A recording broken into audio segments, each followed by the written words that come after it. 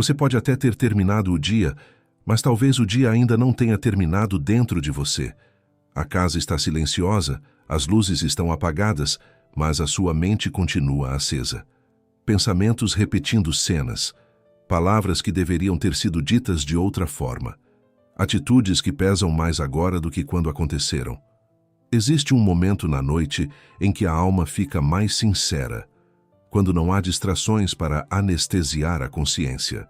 E é justamente nesse momento que muitos tentam fugir, pegando o celular, ligando a televisão ou simplesmente forçando o sono. Porque encarar o que ficou mal resolvido exige coragem. Mas e se hoje não for uma noite de fuga? E se for uma noite de reencontro? Arrependimento não é sobre se sentir pequeno. É sobre voltar para o lugar certo. Não é sobre reviver o erro. É sobre interromper o ciclo. Não é sobre condenação. É sobre reconexão. Talvez você tenha carregado o peso do dia inteiro tentando ser forte, tentando justificar, tentando ignorar.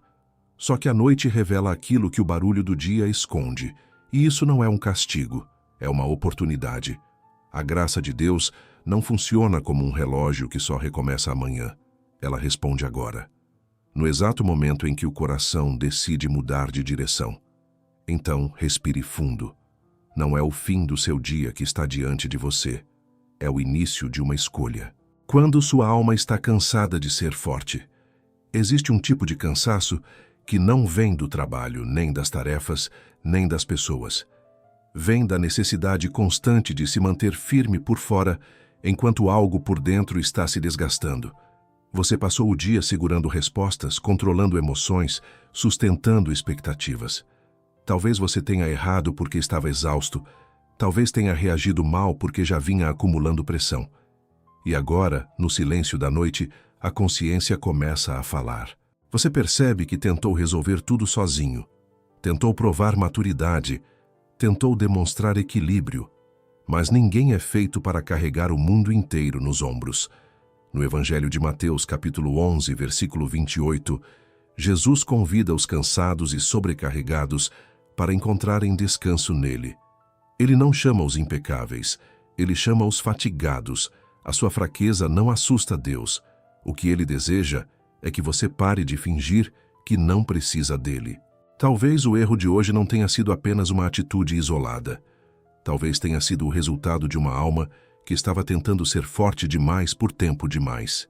E se o arrependimento começar exatamente aqui? No reconhecimento de que você não precisa sustentar tudo sozinho. A mentira de que Deus só se encontra com as pessoas cheias de energia.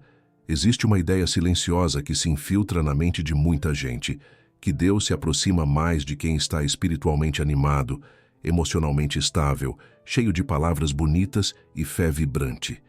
E quando você não se sente assim, começa a acreditar que deve esperar melhorar para orar. Você pensa que precisa estar mais concentrado, mais inspirado, mais digno. Mas essa é uma mentira perigosa. Deus não exige intensidade para conceder proximidade. Ele não estabelece um nível mínimo de entusiasmo para ouvir você. No Evangelho de Lucas, capítulo 15, versículo 20, o pai vê o filho voltando ainda de longe e corre em direção a ele. O filho não voltou forte. Voltou quebrado. E foi exatamente nesse estado que foi recebido. Talvez você tenha passado o dia inteiro tentando manter uma aparência de controle. E agora, à noite, sente que não tem energia nem para falar com Deus. Só que a oração mais verdadeira não nasce da força, nasce da sinceridade. Você não precisa se preparar para ser aceito. Você precisa apenas decidir voltar. Se você esperar estar espiritualmente disposto para se aproximar, pode adiar para sempre o que poderia acontecer agora. O arrependimento não começa quando você se sente forte o suficiente. Começa quando você admite que precisa de ajuda. E quando essa admissão acontece, algo profundo começa a se mover. Porque reconhecer a própria limitação não é derrota, é alinhamento. A teologia dos limites humanos. Talvez uma das maiores frustrações da vida espiritual seja perceber que você tem limites. Limite de paciência, limite de energia, limite emocional. limite de resistência. E quando você alcança esse ponto, começa a se culpar por não ter sido melhor. Mas limite não é fracasso, é estrutura. Desde o princípio, Deus estabeleceu ritmo. No livro de Gênesis, capítulo 2, versículo 2 ao 3, o próprio Deus estabelece o descanso como parte da ordem da criação. Não porque estivesse cansado, mas porque estava ensinando algo. Você foi criado com ciclos, com pausas, com dependência. No Evangelho de João, capítulo 4, versículo 6, Jesus se senta junto ao poço porque estava cansado da viagem. O Filho de Deus sentiu fadiga física. Ele não anulou sua humanidade para parecer forte. Ele a assumiu. Quando você ultrapassa seus limites e reage mal, muitas vezes, o problema não é falta de fé, é excesso de carga. A teologia dos limites ensina algo poderoso. Você não foi projetado para funcionar como fonte. Você foi projetado para ser canal. Quando tenta viver como fonte, você se esgota. Quando reconhece que é canal, você se alinha. Talvez o erro que trouxe você até esta oração não tenha sido apenas moral. Talvez tenha sido estrutural. Você tentou sustentar o que não foi feito para sustentar sozinho. E se o arrependimento hoje for também o reconhecimento de que você precisa reorganizar suas cargas? Porque enquanto você ignora seus limites, continua repetindo padrões. E quando padrões se repetem, a consciência começa a endurecer. Por que o distanciamento espiritual? Muitas vezes se parece com dormência emocional. Existe uma sensação perigosa que surge depois de dias intensos, decisões erradas ou sobrecarga acumulada. Não é revolta, não é rebeldia, é apatia. Você não sente vontade de orar, não sente entusiasmo, não sente indignação pelo erro.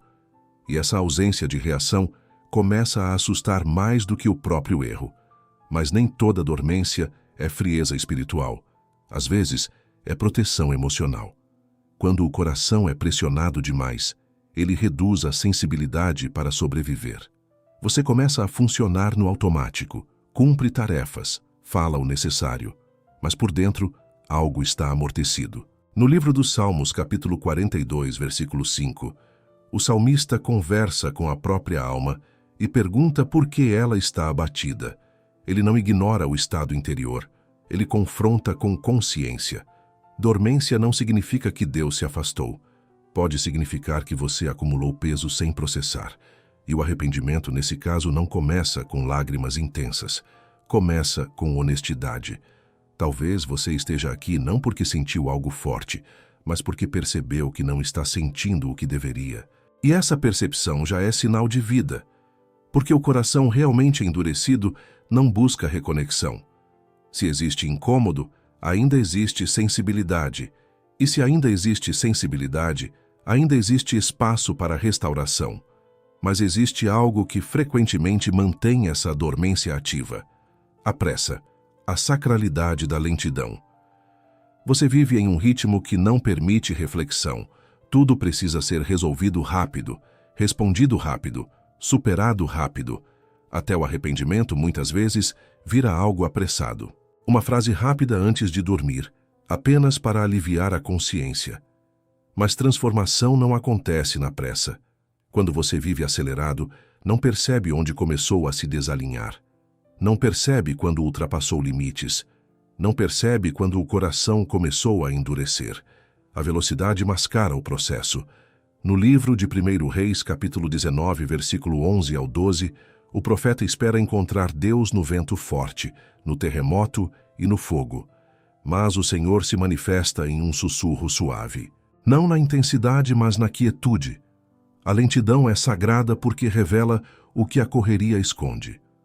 Talvez o que você precise nesta noite não seja apenas pedir perdão, seja desacelerar o suficiente para entender por que chegou até aqui. Porque quando você entende a raiz, para de apenas tratar os sintomas. Arrependimento profundo exige pausa, exige silêncio, exige coragem para olhar para dentro sem distrações. Se você continuar vivendo rápido, continuará repetindo decisões impulsivas. A lentidão não é fraqueza, é estratégia espiritual. E enquanto você desacelera, começa a perceber algo desconfortável. Até a oração pode ter se tornado pesada.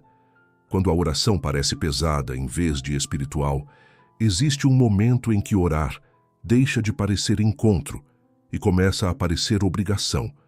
Você se ajoelha, mas não sente leveza. Você tenta falar, mas as palavras parecem vazias. E no fundo surge uma pergunta desconfortável. Por que algo que deveria trazer paz está parecendo peso? Talvez porque você esteja tentando orar como alguém forte, quando na verdade está cansado. No livro de Romanos, capítulo 8, versículo 26, está escrito que o Espírito nos ajuda em nossa fraqueza, pois não sabemos orar como convém. Isso significa que Deus já considera sua limitação antes mesmo de você abrir a boca. O peso da oração não vem da presença de Deus, vem da tentativa de impressioná-lo. Você pode ter passado o dia inteiro sustentando posturas, defendendo decisões, justificando atitudes, e agora, diante de Deus, tenta manter a mesma imagem. Mas a oração verdadeira começa quando a imagem cai. Arrependimento não é discurso elaborado, é sinceridade simples. Talvez hoje você não precise de frases longas, precise apenas dizer: eu reconheço, eu errei, eu preciso de direção. Quando a oração deixa de ser performance e volta a ser conversa, ela se torna leve novamente. E é exatamente nesse ponto que algo essencial precisa ser aprendido. Jesus não viveu em produção constante. Ele conhecia o poder das pausas. Você não sobe até Deus. Ele vem até você. Talvez você tenha passado tempo demais tentando subir, tentando melhorar seu comportamento antes de se aproximar, tentando organizar suas emoções antes de orar, tentando resolver o erro antes de pedir ajuda. Mas o coração do Evangelho não é sobre você alcançar Deus, é sobre Deus se aproximar de você. No Evangelho de João, capítulo 1, versículo 14, está escrito que o Verbo se fez carne e habitou entre nós. Ele não esperou que a humanidade se tornasse digna. Ele veio ao encontro dela. O arrependimento não é uma escada que você sobe para merecer atenção divina. É apenas o movimento de virar na direção certa, e quando você vira, ele já está ali. Talvez você tenha acreditado que precisava dormir melhor hoje para recomeçar amanhã. Mas o recomeço não começa quando o sol nasce. Começa quando o coração decide se alinhar. Você não precisa provar nada nesta noite. Não precisa apresentar argumentos. Não precisa justificar sua fraqueza. A graça não trabalha com mérito. Trabalha com retorno. E se você está aqui, ouvindo, refletindo, reconhecendo, já existe movimento. O erro não define o fim da sua história. Ele pode marcar o ponto exato onde você decidiu mudar. Então respire. Entregue o que pesa. Confesse com sinceridade. Receba o perdão. Durma sabendo que você não está tentando subir até Deus. Ele já veio até você. O recomeço. Começa agora. Você não precisa esperar o relógio marcar um novo dia para mudar. O recomeço não depende do calendário. Depende da decisão. Talvez você tenha entrado nesta noite carregando peso, culpa, tensão acumulada. Talvez tenha percebido que tentou ser forte demais, rápido demais, independente demais. Talvez tenha entendido que a pressa abafou sua consciência, que o cansaço afetou suas escolhas, que a tentativa de controlar tudo enfraqueceu sua sensibilidade. Mas agora, você está consciente. E consciência é o ponto exato onde a transformação começa. No livro de Lamentações, capítulo 3, versículo 22 ao 23, está escrito que as misericórdias do Senhor se renovam a cada manhã. Isso significa que o perdão não é escasso, não é limitado, não é distribuído com relutância. Você não precisa se punir para provar que aprendeu. Precisa se alinhar. Recomeçar não é apagar o que aconteceu, é decidir que aquilo não vai determinar o próximo passo. É fechar ciclos antes que eles se tornem padrão. É escolher maturidade antes que o erro se torne identidade. Nesta noite, você não está terminando um dia apenas. Você está interrompendo um processo. Você está declarando que não viverá no automático, que não aceitará dormência, que não confundirá silêncio com abandono, que não sustentará sozinho o que Deus nunca pediu que você carregasse. O recomeço começa agora, no instante em que você entrega, reconhece e decide. Durma em paz. A graça já está operando.